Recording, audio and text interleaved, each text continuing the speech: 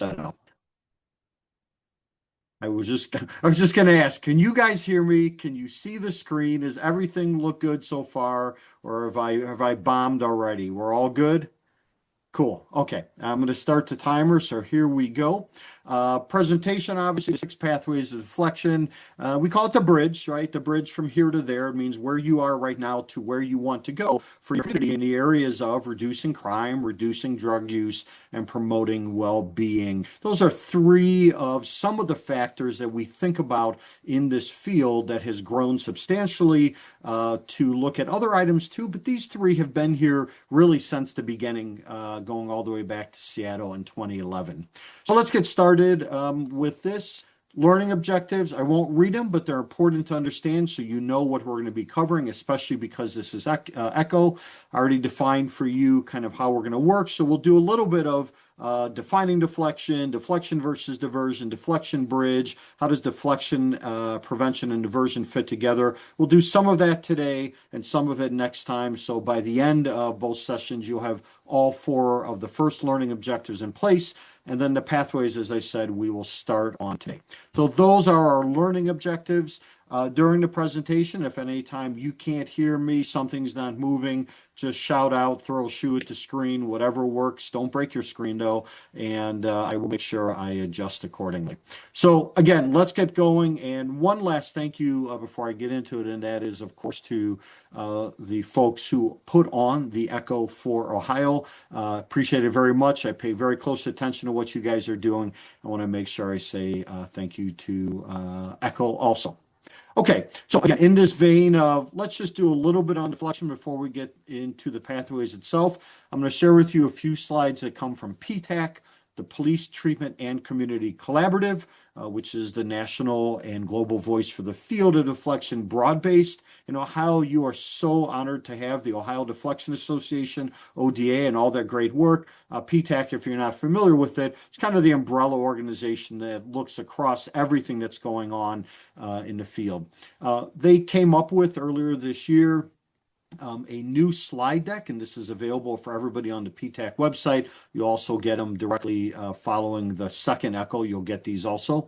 And so this is a way of explaining deflection that anybody can use, anybody can take a look at. So I'm just going to do a few of these slides right now. So first, when we think of deflection, we think of it as a public safety, public health strategy, right? You all know that. It is the combination of the two that really makes the magic work.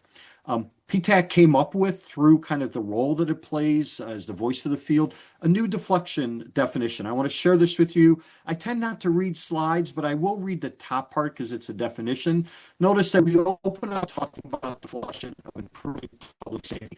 I think especially in the times in which we live now, to message your public safety matters, right? You should always be aware in any community, well, what's the driver of why they want deflection here? I think public safety, and I'm a criminal justice guy by background, I think public safety is always a good one to message on, and it is part of our work.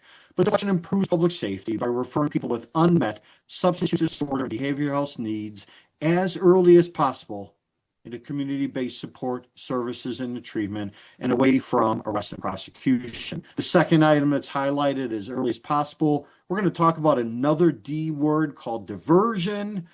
We're in deflection. I know you all know that. Again, just to make sure that this is kind of a level setting, as I said, the idea of deflection is as early as possible. The idea of diversion is not as early as possible. I work in the diversion space also. It's critically important, but that is more kind of something has happened. Now we need to act. Deflection, of course, we're saying how early can we go in terms of meeting people with unmet substance use disorders and behavioral health needs to improve public safety, and then the other items that your community is looking at specifically. So just kind of the updated definition of deflection. I wanted to share this with you. It just came out in April of this year, so it's very, very new for our field. Now, of course, when we think about public safety, again, this will not be new to you. I'm just sharing some of the slides. we might think of the justice system acting alone. And generally, if you're dealing with folks for whom diversion is the key word and they've not heard deflection, in Ohio, everybody knows deflection, but should you run into someone not from Ohio who doesn't know deflection, their mind will go to the space of let the justice system do it, let the justice system handle it. Again, diversion matters. Diversion our systems approach, right? That phrase, a systems approach to responding to unmet substance use disorders and behavioral health needs. But traditionally, folks on the justice side think of diversion and they think of that's the place in which we're going to begin to look at stuff. Of course, for deflection, we know that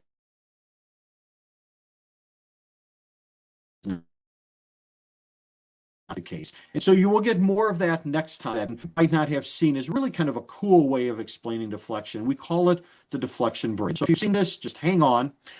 Deflection creates a bridge connecting law enforcement and treatment. This is your community. Super simple, super easy. Here's a bridge. Super simple, super easy. What does deflection do? Deflection allows law enforcement, and I'm just using law enforcement as an example. You know now that we could put fire there, we could put EMS there, we could put second responders there, but for this presentation, I'm going to stick with law enforcement. It connects law enforcement and treatment. And treatment is a proxy for housing, services, engagement, all sorts of stuff. But if you had to explain deflection to someone, and because I speak nationally and internationally, all sorts of audiences that know nothing about it, this is my go-to. What is deflection, Jack? Deflection says in your community, we're creating a connection called a bridge between law enforcement and treatment. That's it. You're all deflection experts, you're all leaders in the field, and I'm serious about that. If you've heard me speak, that's how I talk about you as my colleagues. You know this, but if you haven't seen this visual, this is super powerful. The cool thing is this bridge then also allows us to do other things, which is people from the community go onto the bridge as a result of contact with law enforcement and then remain in the community as a result of contact with drug treatment. Different than diversion, which we'll get to next time. Different than diversion, which says, well, you're going to stay on the bridge and that bridge is going to connect right into jail, courts, prisons, and so on. Equally important, but deflection is new. Deflection is the space that relies on the community. The other cool thing about this, of course, is since deflection has been in place, we now know much better about how to handle public safety and public health working together. I will tell you that prior to deflection, as someone who has been around the justice and health space for about 30, 35 years, we really did not have a lot of models outside of mental health crisis that looked at this community setting for people with substance use disorders. It was really focused deeply on mental health, deeply on crisis, and that's all good work, but we didn't have this simple understanding that you see on the screen here. So that's pretty cool. You're part of a field that has changed the narrative around public safety, public health, law enforcement treatment working together.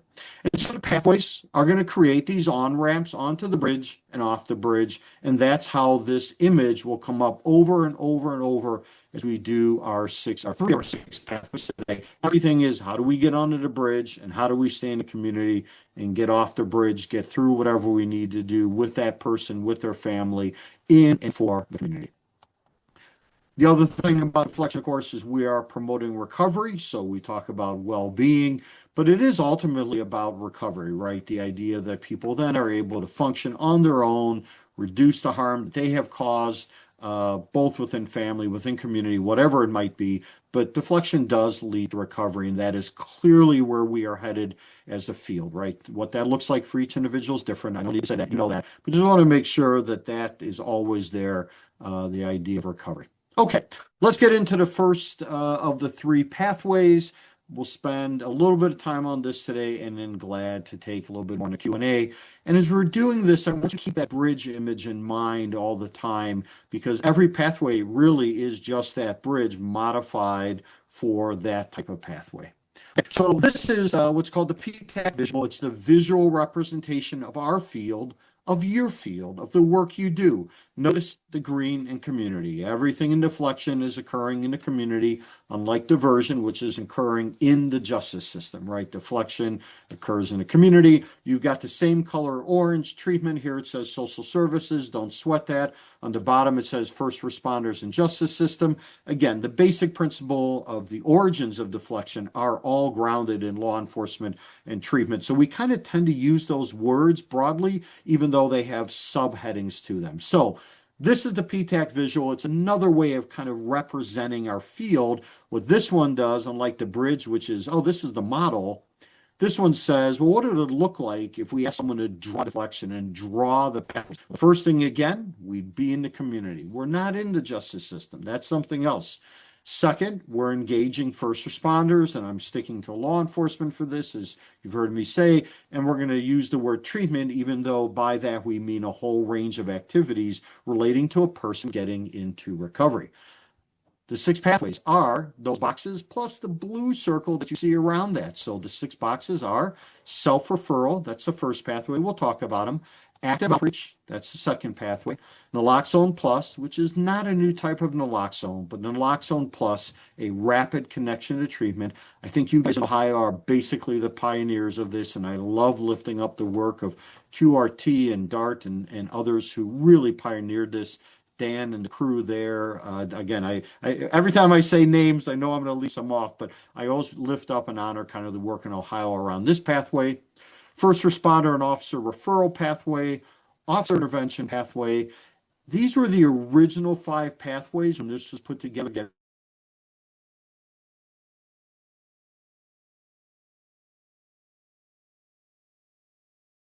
Right for this first developed back in 20 years later, the 6th pathway, which is a community response. If you look within community, you'll see that community response. That's the 6th pathway, and we'll get a chance to talk about that. So these are the 6 pathways of deflection. If you've not seen this before, we've not seen this before, let me know. Dan, I just saw your text. You want me to back up for a second, or are we good now? You're back. You're back now. You're just, we lost you there for just a few seconds. Jack, it might be a good idea to turn off your camera, and maybe we could suggest that some of the participants also turn off their camera to help with the lag. Okay. Thank you for the text, Dan. I think I'm back now. Yep. Okay. Good. Okay, can you guys see the screen again? Are we all good? I'm back. You can hear me and everything? Yes, sir. Screen is good, Jack. I would suggest maybe turning off your camera so that we don't have that continued lag. That seems to be a typical culprit. That sounds good. Thank you so much for that. So these are the 6 pathways, and we'll go through said 3 of them today. Notice that bottom yellow that came up that says availability of all pathways maximizes opportunities. Ultimately, what we're asking every community to do is whatever pathway you start with, and Ohio's very rich in deflection, as you know, as I know, and we want you to start with one of these, get to 2, then 3, then 4, then 5, then 6, and do all the pathways, right? That's the design and that's the idea. So you open up as much as possible, many opportunities as possible for folks in your community. Okay, let's just dive into the first pathways. This will be in what you receive. It's a document from the feds on the 6 pathways. But let's get into the first one called self-referral. In self-referral and in many of the pathways, the way to think about it is who initiated contact, right? So in the self-referral pathway, the individual initiates contact. That's the starting point for this. Remember, this presentation is primarily based on law enforcement approaches, but obviously deflection is beyond that. So the individual initiates contact with law enforcement, or there's another access point. So access points are places where this same connection up onto the bridge could happen. Think of that image of the bridge. Makes a connection usually initiated by the individual through access point for treatment, referral, without fear of arrest, right? So self-referral, if arrests were to begin to happen as a result of this, of course, the pathway would become possibly ineffective in your community because people would say, don't do that. It's a trick because you're just going to get arrested. So this without fear of arrest is a big, big deal in this pathway. Then, of course, the standard of rapid engagement, warm handoff to treatment with tight integration in the first 30, 90 days and ongoing engagement. This last phrase, by the way, you're going to see that on every slide. I'll talk about that maybe in the Q&A, or you can ask me about it. We actually have a decent amount of research out there that tells us what goes better and what goes not as well for people who are in need of treatment and what are those time frame looks like. So that 30, 90 days are not made up. Those are actually based on quite a bit of research, just generally around people who have substance use disorder and what does better outcomes on engagement look like versus not as good. So we can talk about that. The brand name for this is often called Angel. It used to be used a lot. I think it's used less now. Started in Gloucester, Massachusetts, and then the fire stations version of it, which you have in Columbus, Ohio, among other sites, of course, is Safe Stations or some name like that that began in Delaware. The cool thing about the self-referral pathway is for communities where the use of police might not be something that is desired or wanted for whatever reason, good, bad, or otherwise, as I like to say, self-referral can be done with fire, with EMS, and with other points of access, as you'll see in a second, and as you know in Ohio. What's the best use of the self-referral pathway? Well, from a resource standpoint, if you had community say, we want to start Deflection, we want to start it fast, and we just want to get something going, I always say do self-referral. It's the easiest and lowest resource. Whether it's a fit for what you're trying to do is a different question. I'm not answering that. I'm more just saying it's a low resource deflection initiative. And of the 6 pathways, it is the one that requires the lowest amount of resources across the systems of law enforcement, treatment, and community. Easy to start, easy to sustain, and it can also be done, as I said, with other access points such as libraries, churches, or public areas. So, ladies and gentlemen, that's the self-referral pathway. I love this pathway. It's ingenious. I always want to honor and lift up Angel and Gloucester, Massachusetts for the work that they did in kind of bringing this pathway forward as a way for communities to begin deflection or just do deflection. Next pathway is the active outreach pathway. Definition here again, think of the bridge. Who initiates the engagement or the access to the bridge?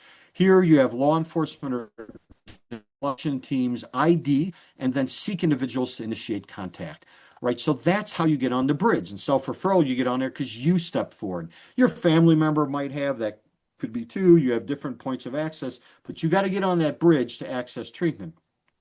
In active outreach, the way onto the bridge is law enforcement or a deflection team IDing and then going out to seek individuals. Active outreach pathway started in Arlington, Massachusetts. Early on in the field, we used to call it Arlington as a way to distinguish it from Angel. I no longer hear that term, but early on, that was it. Oh, you want to do the Arlington approach, or you want to do the Angel approach, right? But again, I don't hear that much, but I always like to give a little bit about the history of where these pathways come from. Its best use, and I love the active outreach pathway. It's fantastic. It's ingenious. Any community can do it. Its best use is addressing high utilizers and those at risk if they can be properly identified. I tend to say don't do active outreach broadly. That's me, because everybody has limited resources. Rather, do active outreach for those folks that are at highest risk of whatever it is that you're trying to do. The high utilizers, those who are going to consume a huge amount of resources or are going to face the greatest challenges. You wouldn't want to use active outreach broadly unless you had sufficient resources to do it, and most communities do not. Active outreach is a targeting pathway, not targeted in a negative sense, but targeted in saying there's certain folks we know we're going to see a lot of or we want to get to before we see a lot of them. That's what it's for. And it's a great approach because it's proactive, right? It's proactive for connecting people to treatment and services without waiting for, and this is actually the motto or the slogan, I should say, of our field, is deflection does not wait for and arrest a crisis over an overdose. Like I said, I love active outreach because it is so great way to get going.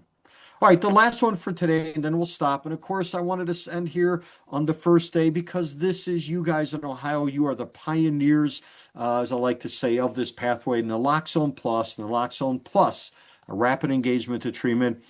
I almost feel like I'm not going to read it, but I know you're going to have other people who are going to be listening to this who aren't here with us today. So it's engagement with treatment as part of an overdose response or DSM-5 severe or opiates or high risk of overdose, however, not limited any longer to just opioids.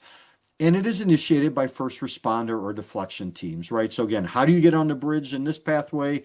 Something has happened, first responders or deflection team is there. There's lots of variation going on in naloxone plus and overdose response pathways that others are now helping to get on the bridge too. And that's totally fine. Again, rapid engagement, warm heading off to treatment, but in this one with tight integration in the first 30, 90 days, and of course, ongoing engagement. The hallmark of our field, by the way, are those items there, right? If we didn't do that and just did the left side of the bridge and we got you on the bridge and we didn't do the rapid engagement, the warm handoff to treatment with tight integration, 30 to 90 days, ongoing engagement, we'd never get anybody across the bridge or they'd just be left on their own to do that. The brand name. Need I say QRT? Do I need to say that? Need I say DART? I don't, but I'm going to. I just did because other people will be listening. But Ohio, thank you for all the pioneering work you have done in this pathway. You really, really are the folks that we look to explain and understand it. Its best use, of course, as you know, is saving lives, reducing future overdoses, responding to communities with high and trending overdose and overdose death. And I have long said this since Dan and I, before actually Dan and I met, I have called this pathway the national standard for law enforcement response to opioids. Whatever everybody else is thinking of, I say, go look at what the naloxone plus pathway, excuse me, is, where they started, QRT and DART. Take a look at that because if you're going to work in this space, you need to know and understand that. Okay, I'm going to stop. I will turn my camera back on now. That's enough for today. That's half the pathways plus a little bit on deflection. We'll do a little bit more next time. And I am done for now.